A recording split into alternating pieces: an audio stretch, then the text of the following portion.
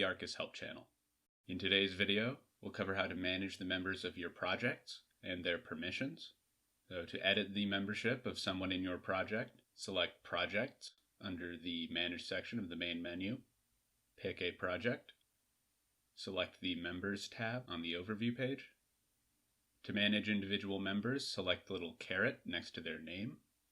Here you will have the option to remove the user, to block them, or to edit their membership. From here, you can add or remove a number of user permissions.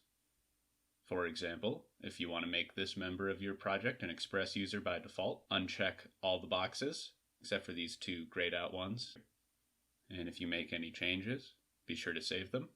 And for these changes to take effect, the project member in question will need to log out and log back in.